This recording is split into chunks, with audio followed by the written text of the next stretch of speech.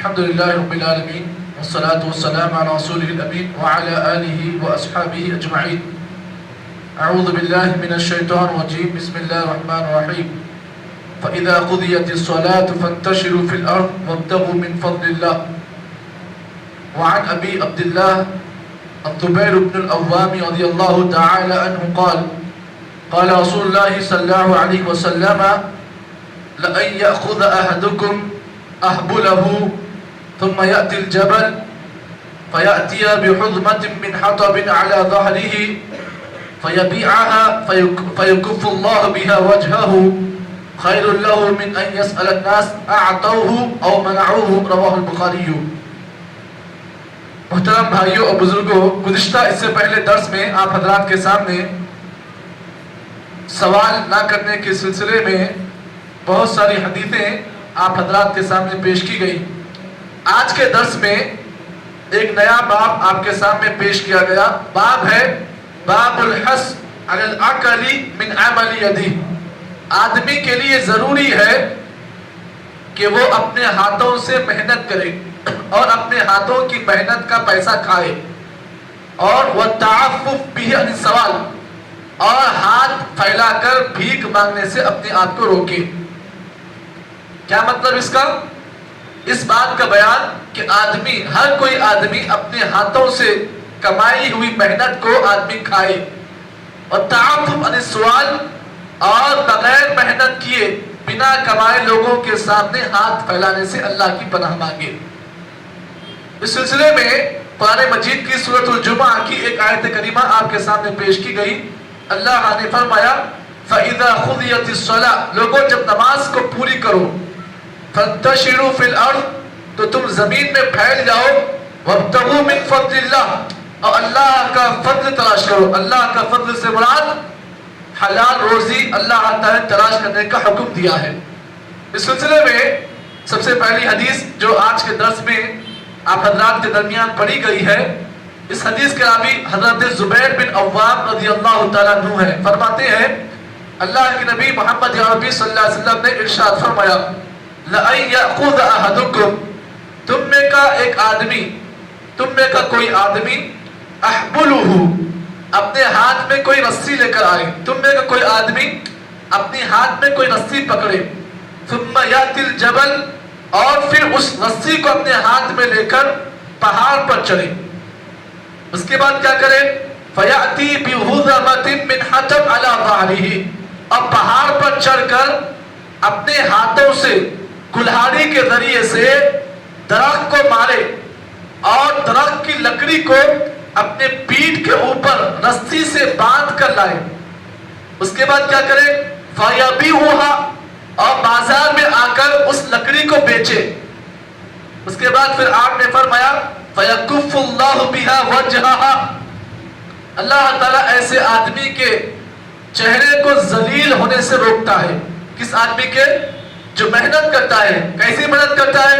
صبح سویرے اٹھتا ہے، ہاتھ میں رسی پکڑتا ہے اور ایک ہاتھ میں کلاڑی پکڑتا ہے، پہاڑ پر چڑھتا ہے اور کلاڑی کے ذریعے سے درخت مارتا ہے، درخت سے لکڑی بناتا ہے، اور لکڑی کا کٹا جو ہوتا ہے اس کو اپنے رسی سے پیٹھ پر باندھ کر بازار کو آتا ہے اور بازار میں لکڑی کو بیچتا ہے. اس کے بعد پھر آپ نے فرمایا فَيَكُفُّ اللَّهُ بِهَا وَجْهَهَا، تو اللہ تعالیٰ ایسے آدمی کے چہرے کو ذلیل اور رسوا ہونے سے اللہ روکتا ہے.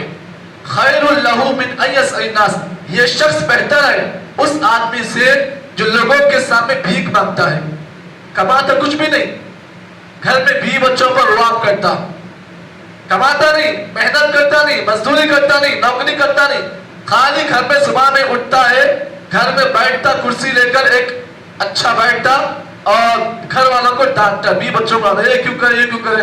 تو اللہ کے بھی نے فرمایا یہ شخص جو محنت کرتا ہے بہتر ہے اس آدمی سے جو لوگوں کے سامنے بھیک مانگتا ہے. اعطوہ او منعوہ، جب بھی کوئی آدمی کسی کے سامنے بھیک مانگتا ہے، دینے والے دیتے ہیں اور نہ دینے والے اسے جھڑکاتے ہیں. اب اس حدیث میں آپ غور کریں، اللہ کے نبی محمد عربی صلی اللہ علیہ وسلم کی اس حدیث میں ہمارے اور آپ کے لیے بہت سارے اسباق ہیں. سب سے پہلا سبق اس حدیث سے مجھے اور آپ کو ملا وہ یہ ہے کہ انسان کو چاہیے کہ وہ اپنے ہاتھوں کی کمائی سے اپنا پیٹ بھرے. آج ہمارے نوجوان جو ہیں صبح اٹھتے ہی سوچتے کہ آج مجھے نوکری ملا تو 1 لاکھ کی ملنا, نہیں ملا تو میں کرنا نوکری کرتا ہی نہیں.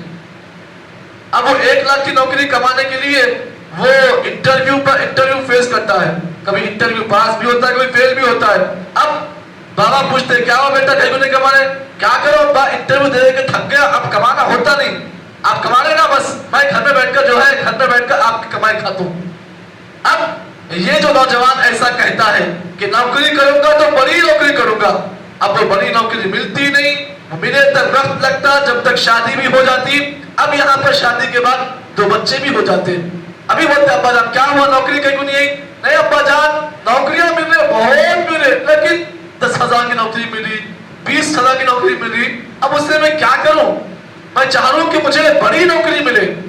اب یہ بیچارہ جو ہے بڑی نوکری کے چکر میں کبھی سعودیہ جاتا ہے, کبھی امریکہ جاتا ہے, اگر وہاں جاب لگی تو ٹھیک, نہیں لگی تو پھر وہ پیسہ جو لگاتا ہے وہ برباد کر کر پھر انڈیا آتا ہے. اب انڈیا آنے کے بعد کیا کرتا ہے, یہاں پر آنے کے بعد ماں باپ کے گالیاں جوتے کھاتا ہے. اب یہاں پر اس سلسلے میں آپ اس بات کو جان لیں, جتنے انبیاء کی آپ تاریخ اٹھا کر دیکھیں, ہر نبی وہ حضرت آدم سے لے کر آخری نبی امام الانبیاء محمد عربی صلی اللہ علیہ وسلم کی آپ تاریخ اٹھا کر دیکھیں, ہر نبی مزدوری کرتے تھے, ہر نبی مزدوری کرتے تھے. اب دیکھیے سب سے پہلے اس سلسلے میں ہمارے اور آپ کے پاس حضرت آدم جو ہمارے باپ ہیں, وَكَانَ آدم حَرَّاسًا, آدم علیہ السلام کھیتی کرتے تھے. آدم جو ہے ہمارے باپ ہے نا, ان کا پروفیشن کیا تھا, حَرَّاسًا. حضرت آدم جو ہے کھیتی کرتے تھے جی. اب اس کے بعد دوسرے نمبر پر ہے وَكَانَ زَكَرِيَّا علیہ السلام نَجَّارًا. حضرت زکریا علیہ السلام جو ہے نجار تھے, بڑائی تھے, کارپینٹر کا کام کرتے تھے. اور کارپینٹر کا کام کیسا ہوتا ہے, معمولی کام ہوتا ہے, لیکن زکریا علیہ السلام جو نبی ہے, اتنے بڑے نبی ہیں, وہ بڑائی کا کام کرتے تھے. وَكَانَ دَاؤُدَ زَرَّادًا, اور داؤد علیہ السلام جو ہے یہ زرات تھے. زرات کا مطلب جو لوہا وغیرہ جو لوگ مارتے ہیں نا, وہ کام کرتے تھے. کون, داؤد علیہ السلام. اور داؤد علیہ السلام کون تھے, بہت بڑے بادشاہ تھے. اللہ تعالیٰ نے انہیں بادشاہ عطا کی تھی, لیکن بادشاہ ہونے کے باوجود بھی حضرت داؤد لوہا کا کام کرتے تھے. اس کے بعد آپ دیکھیں اس سلسلے میں ہمارے اور آپ کے نزدیک ہمارے نبی محمد صلی اللہ علیہ وسلم ہے. ان سے پہلے آپ دیکھیے حضرت ادریس, وَكَانَ ادریس علیہ السلام طَيَّاطًا. حضرت ادریس جو ہے ٹیلر تھے, درزی تھے. کون, ادریس علیہ السلام. وَكَانَ مُوسَىٰ رَاعِيًا. حضرت موسیٰ علیہ السلام چرواہے تھے, بکریاں چلاتے تھے. اور ان سے بڑھ کر محمد عربی صلی اللہ علیہ وسلم جو ہے, آپ صلی اللہ علیہ وسلم نبوت ملنے سے پہلے آپ بکریاں چلایا کرتے تھے. تمام آپ اپنے تعلیم کو اٹھا کر دیکھیں, ہر نبی اپنے اپنے طور پر محنت کرتے تھے, اور یہ نہیں دیکھتے تھے کہ نوکری چھوٹی ہے بڑی ہے, مزدوری کرتے, محنت کرتے. دیکھیے کھیتی کا کام کرنا بہت محنت کا کام ہے, ہل جوتنا, ہل مارنا, ہل کو جو ہے نکالنا. کارپینٹر کا کام بہت بڑا کام ہوتا ہے. کبھی کارپینٹر میں لکڑی کاٹنے کی وجہ آپ کی انگلی کٹ جاتی ہے جی. اس کے ساتھ ساتھ لوہار کا کام بہت بڑا کام ہوتا ہے. لوہار کا کام, بھٹی, آگ کی بھٹی 24 گھنٹے آپ کے سامنے ہوتی ہے, بھٹی کی آگ برداشت کرنا یہ بہت بڑا کام ہے. بکریاں چلانا بہت بڑا کام ہے. ایک بکری اگر چلے گئی کہاں کی تو وہ بکری لے کر آنا, صبح سویرے بکری 4 بجے بکریوں کو اٹھانا, بکریوں کا ریور صاف کرنا, ہاں بکریوں کو دودھ لے جانا, چارہ کھلانا, پھر شام میں لے کر آنا, ہر بکری کی حفاظت کرنا. بکری کہاں جا رہی ہے, یہ سب محنت کے کام ہے. آج ہمارا نوجوان گیا, میں محنت نہیں کرتا بھائی, آلی بیٹھ تو سکون سے مجھے آن لائن جاب ملنا. اب آن لائن چکر میں وہ ایسے ویسے بزنس کر رہا ہے جو آن لائن چکر میں ڈوب رہا ہے. یہاں کمپنی میں لگا دیا, انویسٹ کیا, کمپنی لٹ گئی, ختم پر چلے گیا. یہ کام نہ کریں آپ, شارٹ کٹ میں کمانے کی کوشش نہ کریں. اللہ تعالیٰ کو وہی پیسہ بڑا محبوب ہے, آدمی اپنے ہاتھوں سے محنت کرتا ہے, ہاتھوں سے کمائی کماتا ہے, ہاتھوں کو جو ہے اپنے مضبوط کرتا ہے, کماتا ہے, اور پھر ان ہاتھوں کے ذریعے سے اگر وہ کمائی کھاتا ہے تو اللہ تعالیٰ اس کمائی میں برکت دی ہے. تو اسی لیے کوئی بھی کام چھوٹا موٹا نہیں ہوتا ہے, آدمی کی محنت ہر کام میں ضروری ہے.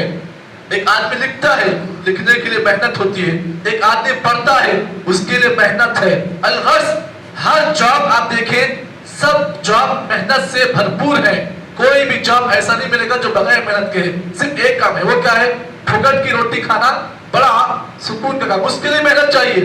دانت چبانا، دانتوں کو محنت ملانا، یہ بھی محنت کا کام ہے۔